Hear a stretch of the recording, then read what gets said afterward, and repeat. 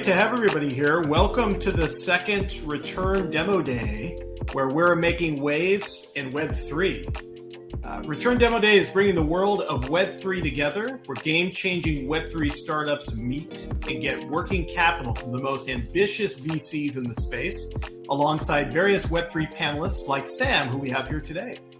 This event is presented and sponsored by RNO1 today. RNO1 is an experienced design agency for tech and Web3 brands of the future. You can learn more about RNO1 at rno1.com. And I'm your host today, Michael Gaizutis.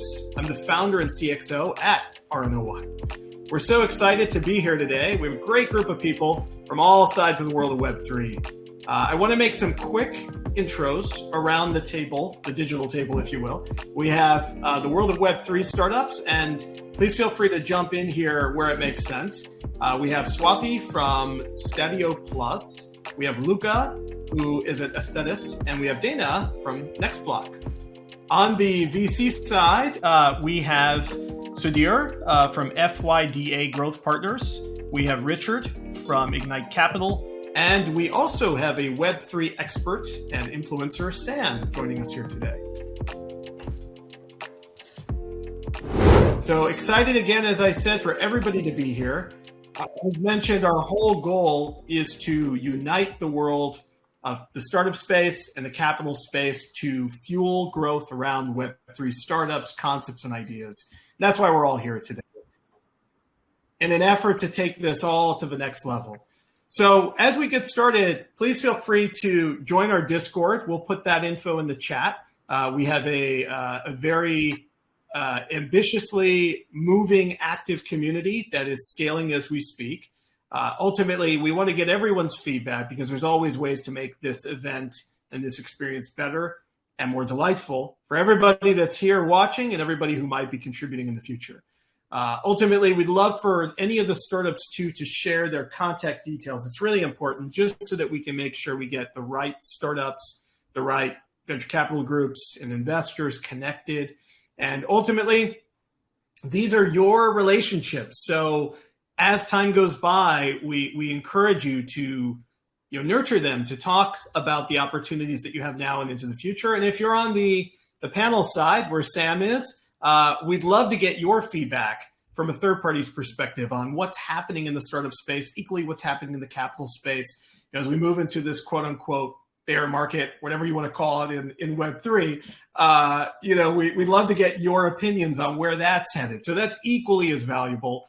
Ultimately, again, we're here to really make waves in this Web3 space. So again, very excited to have everybody here, and we're ready to get started if everybody else is ready. And what that means is beginning with our first presenter, who would be Swati, around the concept of what they're building at StadioPlus.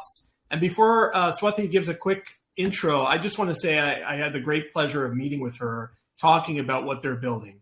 They're very unique, vertical within the Web3 space. I'm excited for her to tell you more about that, to share more about their growth potential, and to get everybody co-collaborating around what could be the future of StadioPlus. So with that in mind, Swati, I'd love for you to jump in if it makes sense.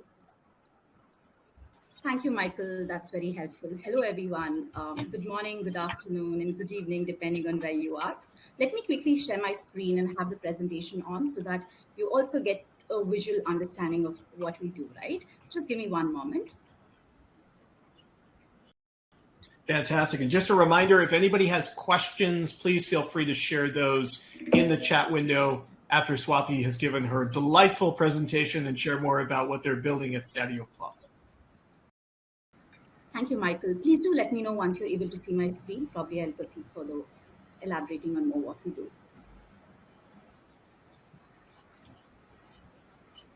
I'm guessing all of you can see the screen. Hi, I'm Swati Bhojaraj. I'm really delighted to share about the vision, mission, and objectives of StadioPlus. Our market research indicates that on this day, literally today, the sports management, marketing, and athlete representation is currently in its third cycle. And cycle one was literally with the launch of IMGs between the 1960s and the 1990s. And then during the cycle two was between 1990s and 2020s with social media, internet revolution, globalization, and all of that. And today, as of today, the cycle 3 is literally happening.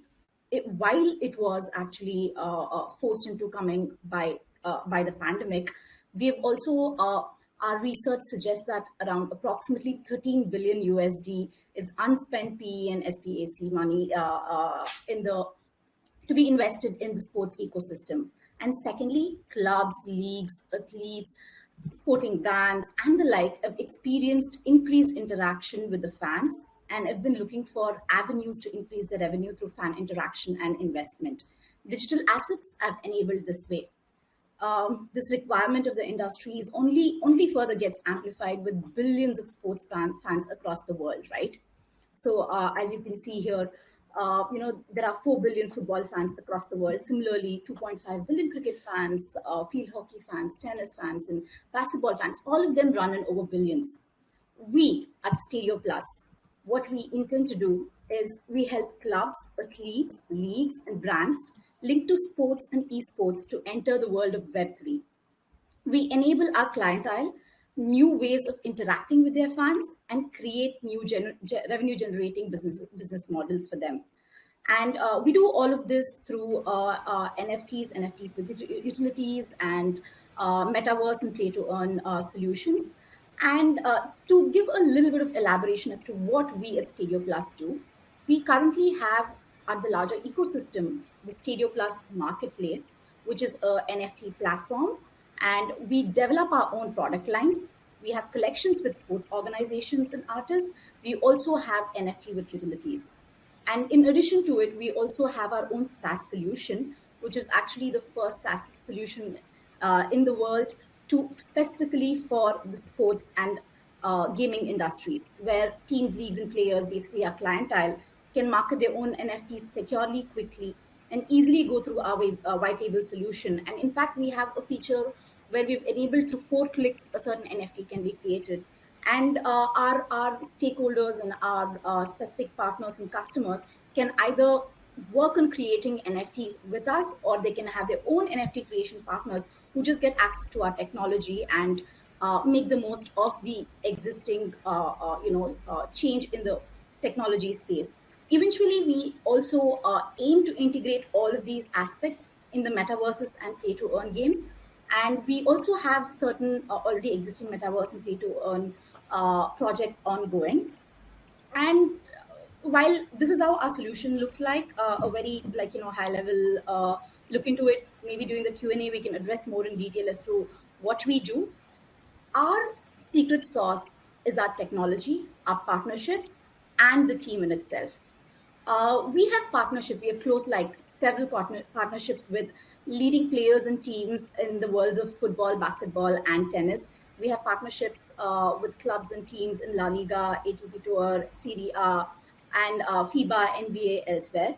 And our technology is a multi-blockchain technology, wherein today we are integrated with Ethereum and Binance, and in the process of having a further integration with Polygon. This is because we are blockchain agnostic and understand the importance of enabling multi-network options to our customers to garner their support and earn their trust.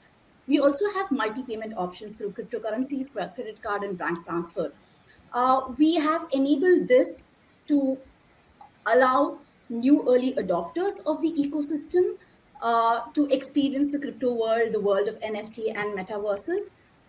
In addition to it, as I was mentioning a little while ago, our SaaS platform is a unique solution where NFTs can be created in 4 clicks, and we can have a personalized URL for our clientele.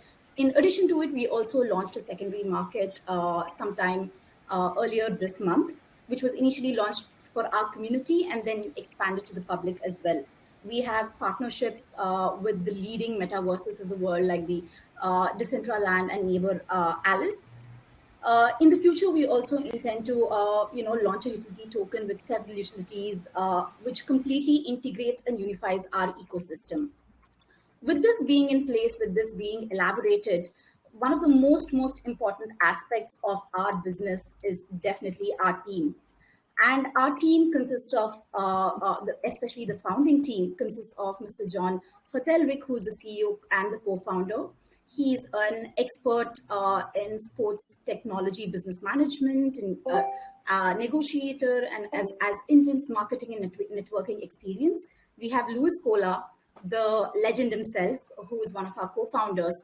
He needs no introduction. He's a Olympics medalist, a 5-time World Cup winner, and also, has played over 10 seasons at the NBA. And we have Mr. David Ortega, who's a leading blockchain technology expert in Europe, and he's participated and has been an advisor in several blockchain projects such as Climate Coin, Navigation, Revi Loyalty, Bit2Me, a Launchpad, Soul Breach, another gaming, company or a project. And we have Mr. Juan de Dios Crespo, who himself is a leading sports lawyer in the football industry, with the biggest names in the industry with his as his clientele, including UEFA and FIFA. While we also have a team of experts who are really passionate about the project. And just a glimpse of our team, while this has been our team at a very high level, what we have done, when were we incorporated? In June 2021. And what we have done since June 2021, our MVP was, created in March 2021. And then in June, we incorporated our organization. And by August, we launched our platform and our collection. And in October, we became a multi-network platform. In November, we enabled multi-payment. And further on, early on in February 2022, we won one of the most important and hopefully the largest Metaverse deals in the football industry with one of the major leading football leagues in the world. And then on, as I mentioned earlier, in June, we also launched our secondary marketplace, and we also launched our own SaaS product.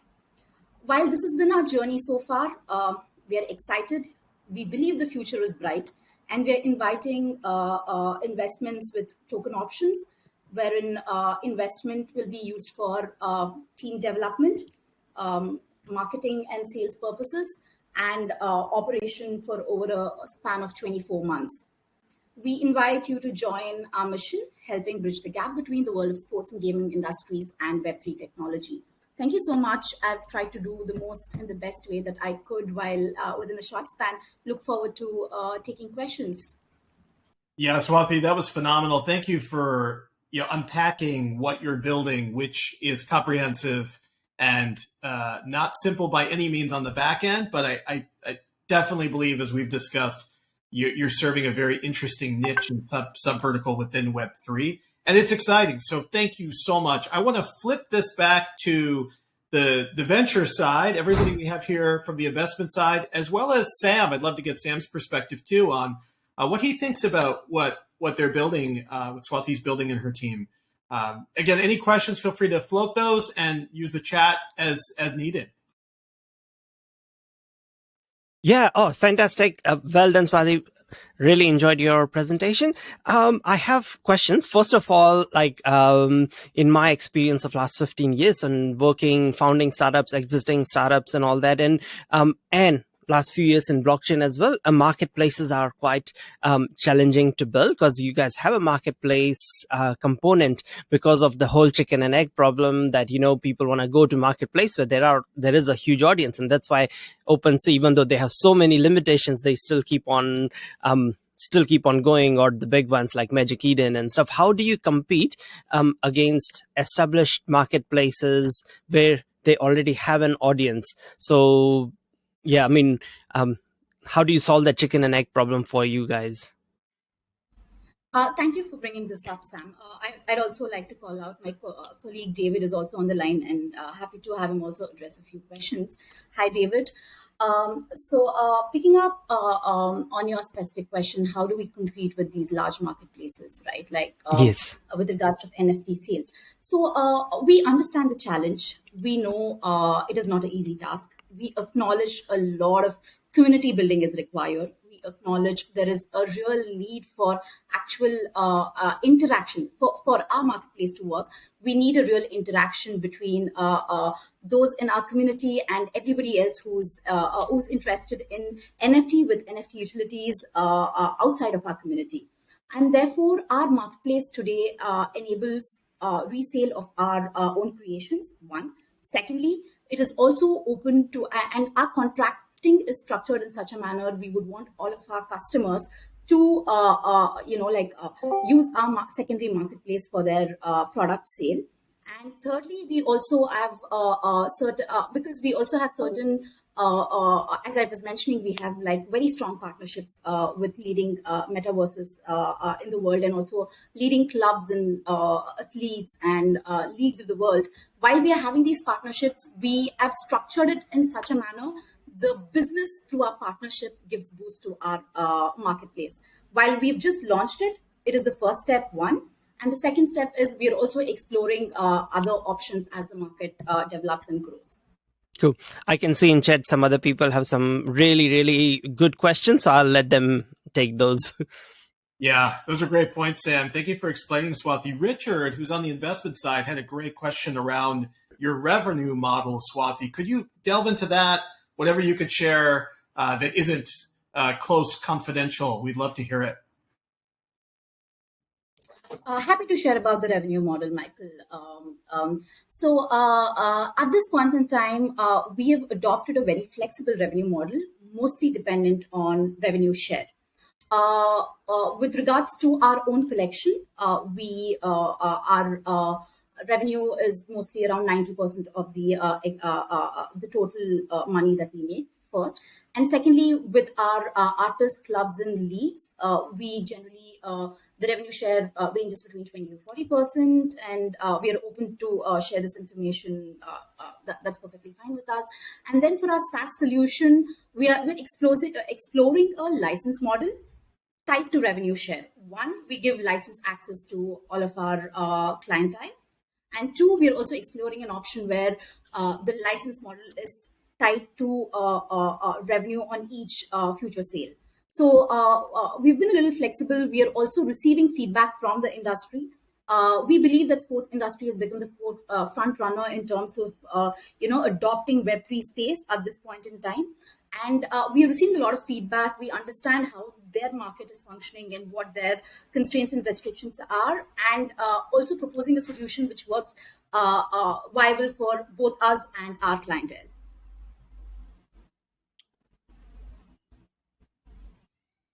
Great information. Yeah, thank you so much for sharing. And I'm sure there's more intricacies behind revenue and growth. So if anyone else has some extended questions for Swati and David, please feel free to follow up.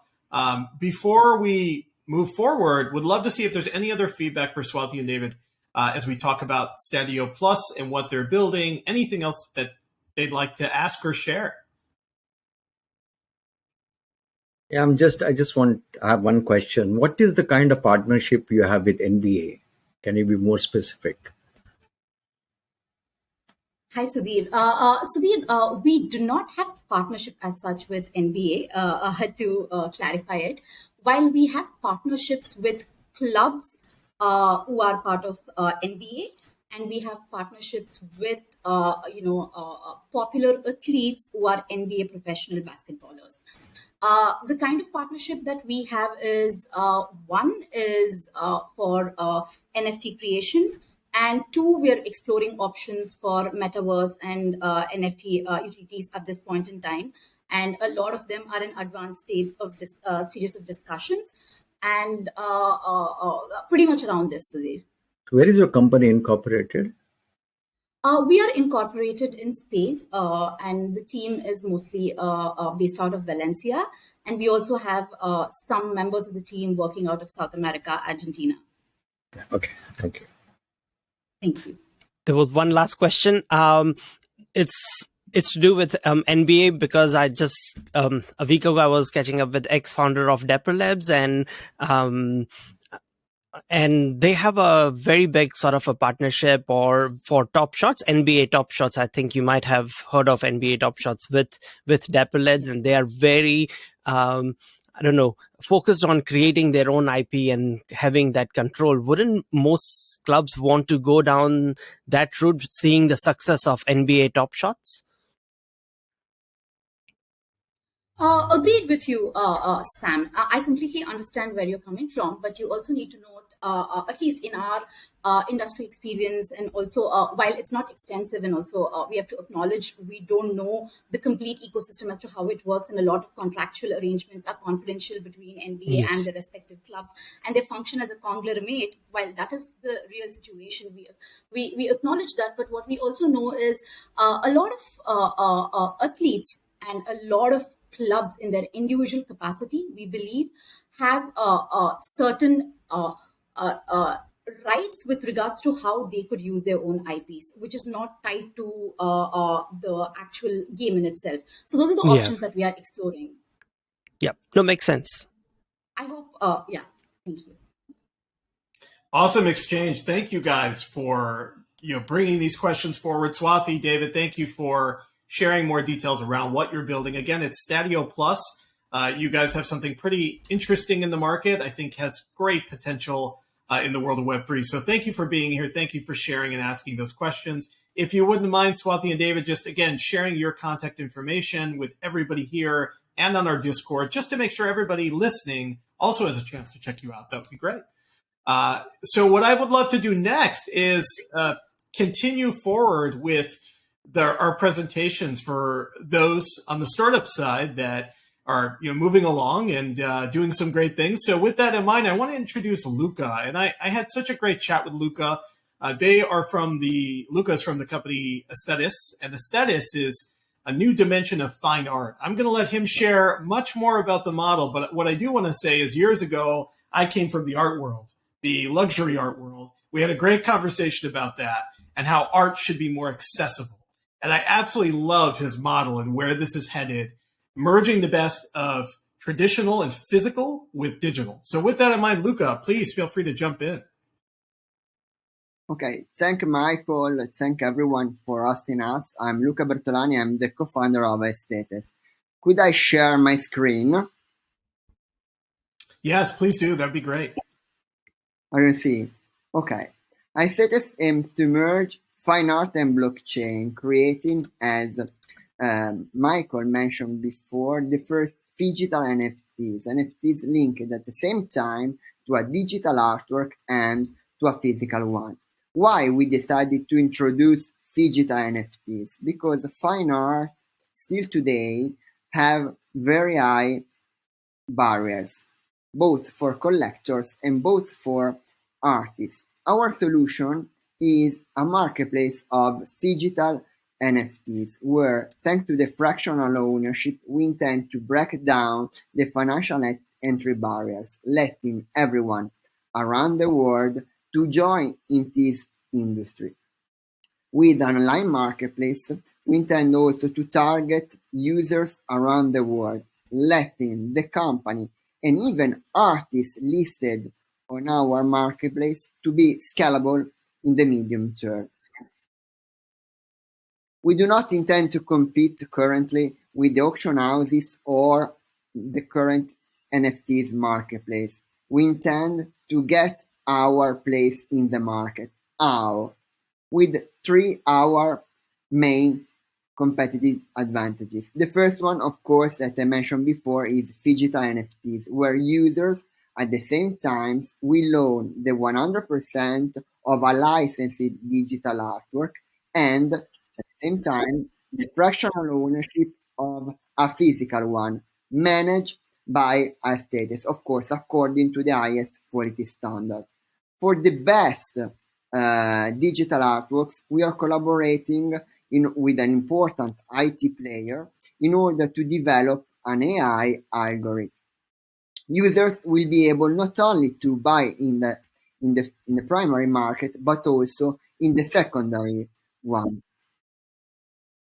The second, our main competitive advantage is the development of the project on the XRPL. That is one of the fastest, cheapest, and scalable blockchain in the world, but also and especially one of the most sustainable.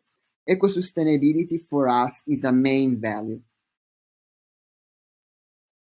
The third one is an important and very strong brand traction. We have been mentioned on Financial Times, Art Tribune, Milano Finanza, and another very important international newspaper.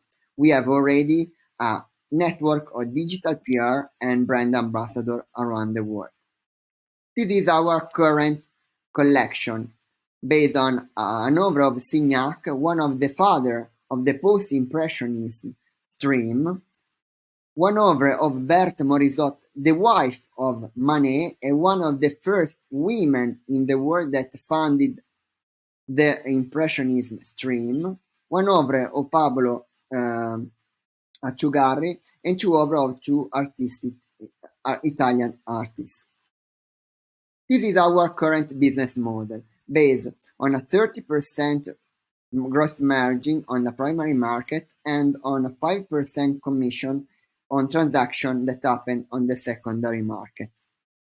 We intend to bring Phygital NFTs in the Metaverse, so we want to create digital art galleries in the Metaverse in order to let users to buy and to visit also our Phygital and physical, of course, masterworks with a few clicks. This is our roadmap. We launched the project 1 year ago, more or less. We have already done 2 financial rounds. We started the development of the AI algorithm. We are dropping our first marketplace by this summer, a secondary one on this fall, and we will have 2 equity seed round, mainly to raise funds to create our Phygital Metaverse. This is our team. It is a full-time dedicated team to the company, where me and Claudia, we are the co-founder. And these are our current partners that we are collaborating. Thanks. Well done, Luca. Thank you for sharing. And as I said, this is such an exciting space to be in. If we think about NFTs and art, and we think about the traditional art model, and from my experience, how broken that has been historically, and the division between accessible art and inaccessible art, I think you've created something truly interesting here, where we have high-valued art and we have a more equitable distribution of fractional ownership. A digital meets a physical, as we call it, a Phygital. I love it. I think it's so interesting and has so much potential. I think you are definitely on the right track, and I'm excited to hear what everybody else here thinks about this model, what questions they have. It'd be great to open it up first to the investment side. Sam, of course, would love to get your perspective on our panelists for the Web3 end, and anybody else as well here. Any questions or feedback? Okay, since I'm waiting for other people to ask, I'll ask a question about, I have looked into this space, and what I found is that fine art has been one of the best performing assets for the last 200 years, and there is a reason, and especially in the last 80 years, there is a reason why that, especially in US, and that is because the massive. Sorry, I'm getting some echo. Yep, and that is because of tax advantage, especially in US, and that is the reason why it is so inaccessible and the prices go in millions for some of the really high-end fine art. Because if someone buys digital or Phygital art, how do you provide? Do you have a system? Do you have some, I don't know, accounting, lawyers? I don't know. How do you provide the same sort of tax benefit to the art collector? Okay, it's honestly a very good question, because this is we think the first example of Phygital NFTs around the world. So of course it should be tested around the world. You are the owner of a hybrid tool, okay, that will give you at the same time the 100% of ownership of a digital artwork, but at the same time the fractional ownership of a physical one. You could also redeem it. So of course, if you have the 100% of the token linked to a digital artwork, you are redeeming it like if you buy it in an art gallery. So I think I'm not, of course, an accountant lawyer, but you're buying from us the physical one, and we send directly to you. So if you buy the 100% of the token linked to the physical artwork, redeeming it, I presume that you could benefit also for an accountant perspective, because he like buying the whole artwork directly from an art gallery. For his Phygital artwork, since it is the first time I think that we could see it around the world, that is really an hybrid tool. I could not tell you if you could benefit or not from an accountant perspective. That's a great question, Sam, and wonderful answer, Luca. And I really feel like you've taken the Masterworks model and evolved it into a whole different direction of possibilities. Of course, we're in Web3, so why wouldn't we do that, right? Yeah, exactly. Yeah. Masterworks brought, especially to the US, the fractional ownership, but of course, they're offering a share in artwork. We are offering something different with this intent, with this aim, of course. We are offering a licensed digital artwork because we sign an agreement with the foundation or the living artist to create it so it is unique and licensed. And at the same time, owning this digital artwork give you the access to have the fractional ownership of this physical artwork. So exciting. And in our conversation, you talked about partnerships and relationships with auction houses, notable ones like Sotheby's and Christie's. Can you speak to that just really quickly, what those relationships look like and how they intersect with what you're building? Yeah. Currently, we have both, as we mentioned before, 5 physical artworks. 3 of them we bought one of the most important Italian gallery, from which, of course, we are collaborating. And the other 2, as you mentioned before, Michael, we bought one of 2 Sotheby's Paris and one to Christie's Paris. At the same time, because we won the auction. Okay, we have also some rules. So we have a budget if we apply to the auction, if we could compete and buy the artwork in order to be also to resell it to users at a fair price, of course, we try to catch it on this auction. I would like also to mention one of the most important collaboration that we have. It is a very international company that is Accenture, Italy, with which we are working to develop an AI algorithm in order to create a tier 1 digital artwork created by this algorithm. We collected thousands of images, and the artwork that the algorithm, that we are developing, create a sort of connection between these images. It analyzes and create new artworks by itself. It's a several months collaboration, and we will end it in this fall. Yeah, that is very interesting. Well, it sounds like to me you're what we call a wave maker. You're continuously, pushing things forward, coming up with new ideas, collaborations, leveraging great technology to fuel this ecosystem. So with that in mind, I want to see if anybody else on the venture side has any other great questions around the business model, the growth potential, anything else that could be relevant for today. Not really at this stage, but the art world, the existing art world, not the new one, people creating digital art, the existing art world has lots of gatekeepers and lots of established relationships. And it's but as long as you've got connections in that and partnerships and stuff, you'd be fine. Or you have to go down the route of the just digital art, because that's completely new. There's not many existing relationships and stuff. That's been sort of my experience talking with people in this space. Yeah, it's a great point, Sam. And, again, just from my point of view, being in the business many years ago, This is circa 2005, 2003, 2005, 2007. It's many years back. I learned very quickly that nobody in this space likes someone who's challenging the idea of what's been, because it is exclusive and there's a lot of history and culture behind it, which you know better than me, being in a different country, being in Milan, which is great. So culture is deep rooted into art, and it's embedded into everything that has gone on for many years. But what I love about what you're building, just from my perspective, is that it's taking something that's long and true and tested, as Sam mentioned, the value out of art from an exclusivity perspective, and it's allowing it to scale out in this digital ecosystem while protecting the integrity of something that was once built and created in an original format.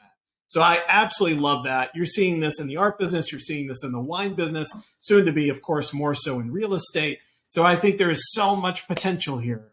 I'm so excited you presented today. I really hope that others will gravitate towards this like I did.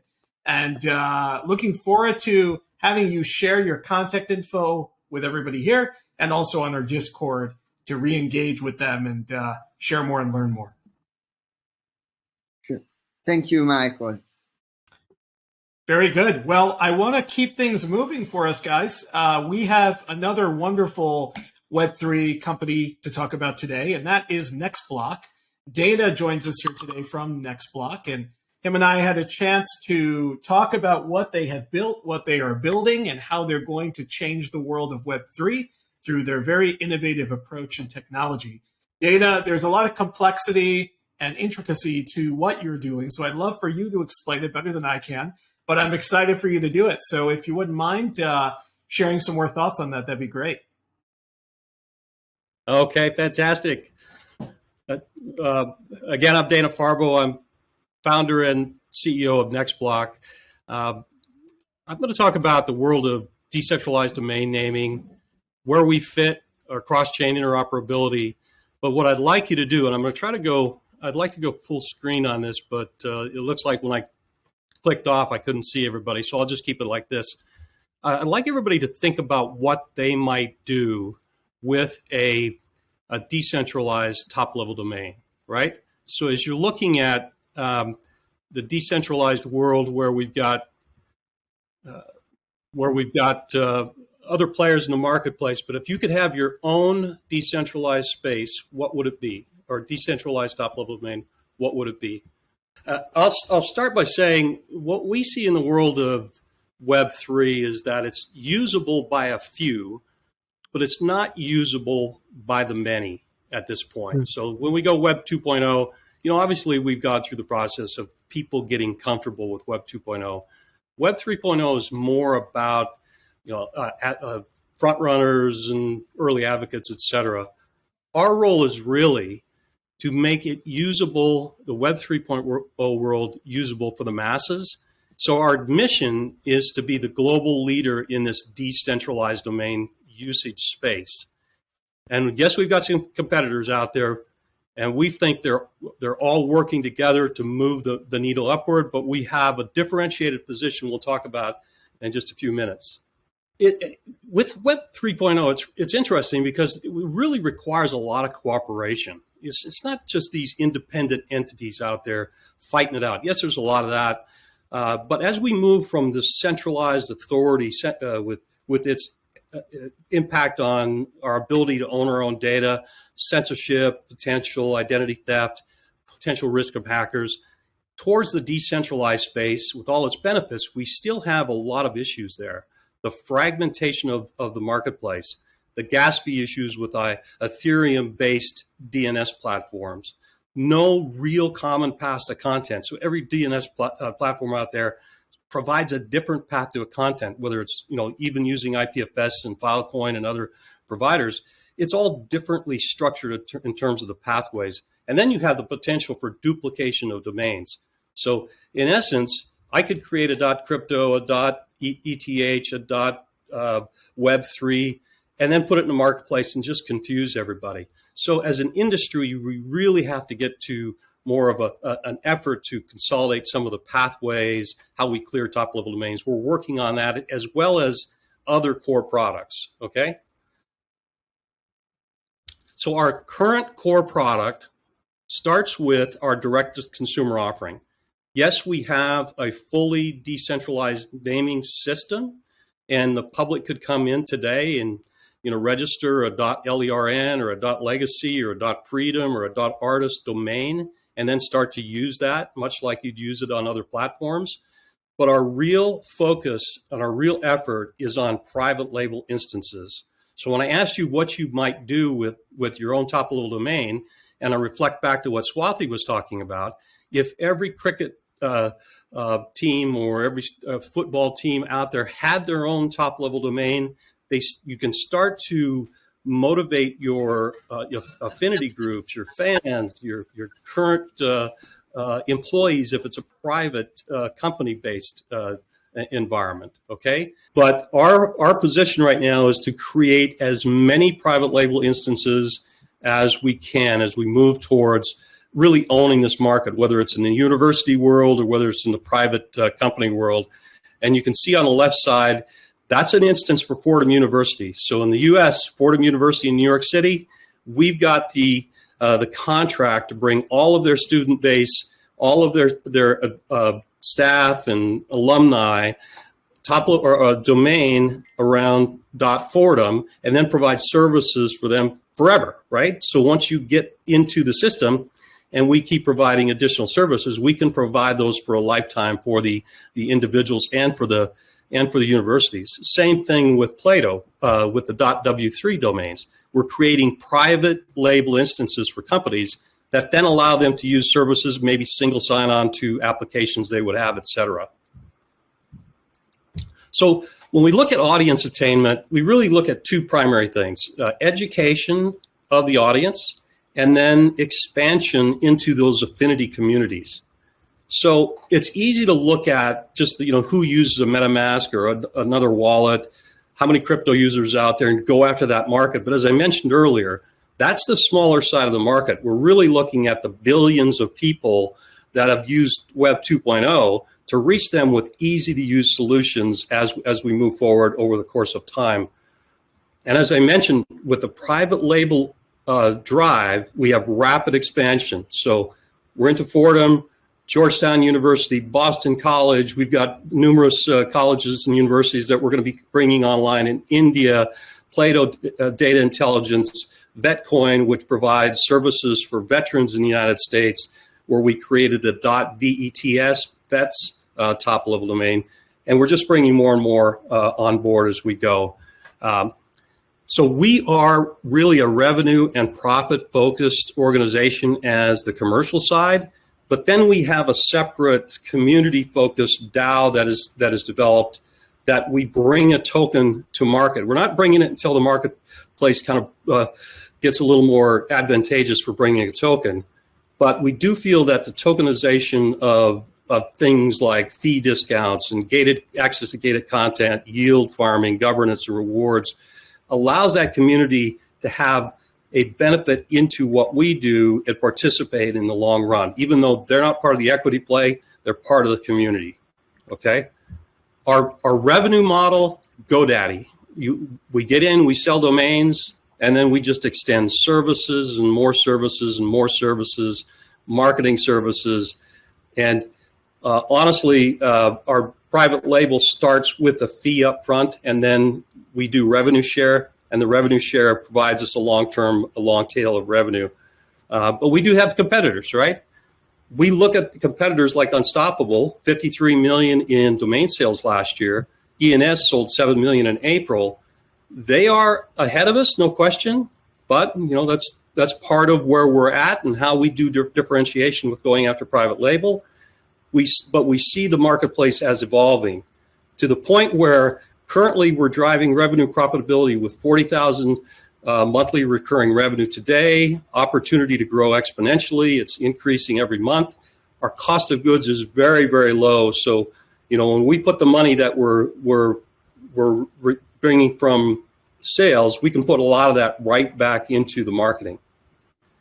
Our goal within 10 years, $5 billion in total revenue. Really where we see our primary target is to hit that 100 million within 4 to 6 years. We're on track to hit 1 million within the first 12 months for ARR, and then hit that 10 million before year 4, and then go for the 100. We think we can actually beat that based on current environment. The raise dynamics, we're raising a safe seed round, so $2 million seed round, 10 million pre-money valuation. When we look at the token, we also give on a one-to-one basis. We give warrants to the safe the safe investors. So you would get a warrant to get tokens that could be exercisable in 2023. Lowest price of all rounds, 2 cents, and it's up to the investors on whether they take that or not. We think the hybrid model really works well today. Our team, very well established. We've been together since 2016, building a lot of different projects. Eddie Kuros, MIT grad, he kind of builds out the team. I lead strategy, group leader. Aditya's investor relations. He's a lawyer out of India. We have a big presence in India. And then Bet Prakash out of India as well, with a technology leader. And he implements everything. So we think of it and he implements. And that's what I have for today. So thank you. Well done, Dana. Thank you so much for sharing this. The insights I think we gathered from this expand on what we talked about, which was great, but this took it to a whole nother level. So thank you so much of filling in those gaps, even for me, to understand more of the model, the growth potential. It is massive. If we think about the potential for NexBloc to make waves in Web3, it's unlimited. So excited for this. Want to open this up again to the venture side, anybody on the investment side, to see what questions they have for Dana. Again, any questions, insights, feedback? Yeah, Dana, where are you located? A good question, Richard. And yes, I'm glad I was able to have those problems for both of us, right? Technical problems. So we're a C Corp in the United States. We're Delaware C Corp for our equity raise. We've got a British Virgin Islands corporation that we're turning into a foundation for the DAO. For the token, but again, we're not looking to put the token in market at least until later this year, depending on market dynamics. But we have presence in India, big presence in India. We're opening up an office in Lisbon because of our Filecoin Faber VC investment requirements to be in the EU. So we'll have a team in Lisbon as well. Yep. But where are you physically located? I'm a New York City guy right now. Well, I'm New Jersey, but New York City is where I base. And what's your current head count?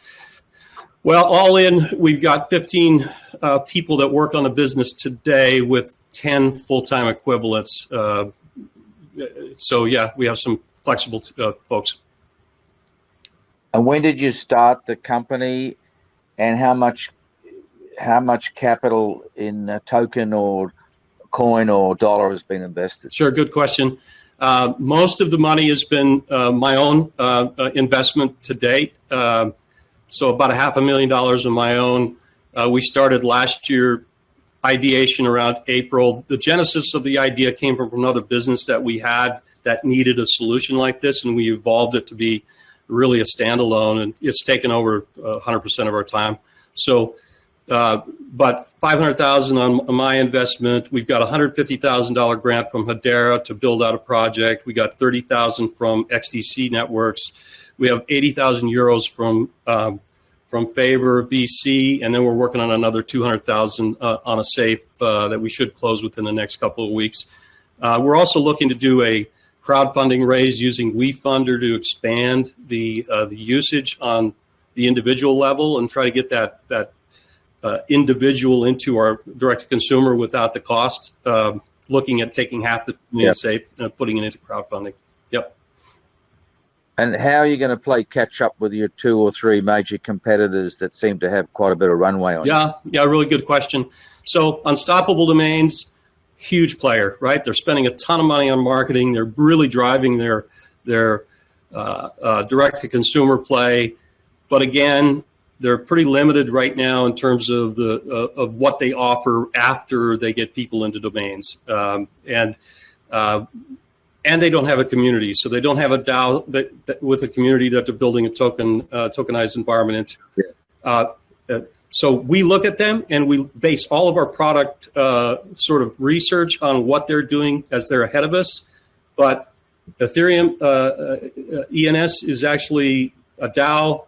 We think they're going to slip First of all, they're Ethereum, lots of fees. Secondly, DAOs and decision making. I'm not so sure a commercial operation with a DAO makes sense, but we are ahead of both of those for the private label. We beat out Unstoppable Domains for Fordham, and that also comes with 26 other Jesuit schools from Georgetown to Boston College. So we're going to penetrate really, really hard in private label to kind of secure that position. So the traditional model, if you like, the old school comparable is the old GoDaddy and Register.com, and they built their businesses on web hosting and email service and storage. How are you going to build yours other than the decentralized domains, which are going to be key?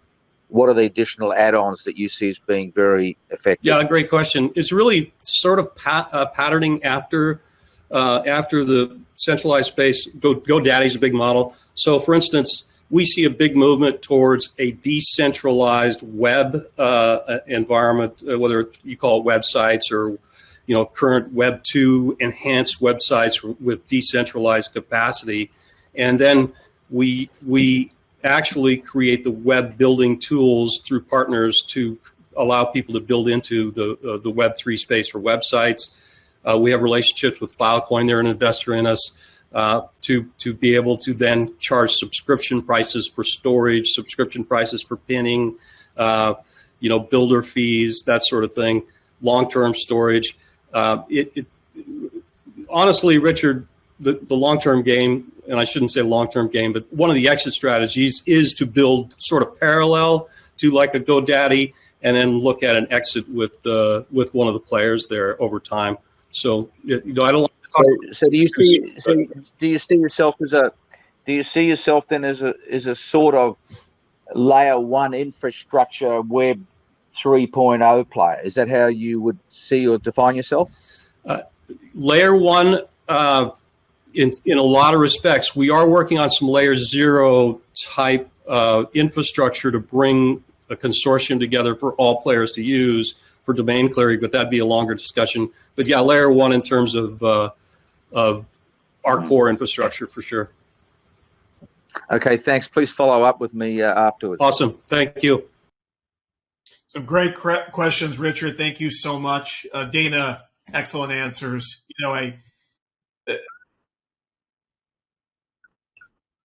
What's that? You got your audio fixed? Yeah, I know. We love that we can hear you, Nancy. That's great. Yeah. No, it's a huge gain. Yeah. No, I think it's a fascinating model, Dana. I really believe it has the power to change what's happening in the space, and your approach to what you're doing and who you're serving and servicing makes a lot of sense, because it allows you to radically differentiate in the sea of the same, the sea of saturation. So I love that. I think there's great opportunity here. Thank you so much for sharing. As Richard said, please feel free to follow up with him. Equally, please feel free to share all of your info here and on our Discord, just so the rest of the community can get familiar with what you're doing.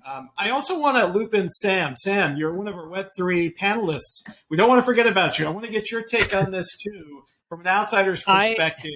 I'm on the other side. I'm a user or the end user. So I own a domain on ENS, samkamani.eth. I own a domain on Unstoppable, Web3 pod for podcast.dao. So I own a domain on some of your major and another one or two services as well, some of your major competitors. And I talk with so many founders and investors and individuals in this space. But the thing is that all the people who are really early are quite technical. So they are using that. And then when I was talking to another developer friend of mine who's a CTO, and he's saying that, we're just comparing, and they're saying like, it's decentralized. Why do we need to keep paying an ongoing fees? I just want the domain, and I'll just attach my, the digital wallet number and stuff to it, and I don't want to be paying. I mean, maybe it's just because the early people are more technical, but maybe your service can bring in the next wave of people who are not that technical, who need that support like GoDaddy did. Like, if, back in the days when I was building, this is 18 years ago, 20 years ago, building websites and stuff, we were using FTP to upload and stuff, and not like a GoDaddy type, like easier, like system and stuff. So maybe it's hard for me to see, but you have maybe a much wider audience out there.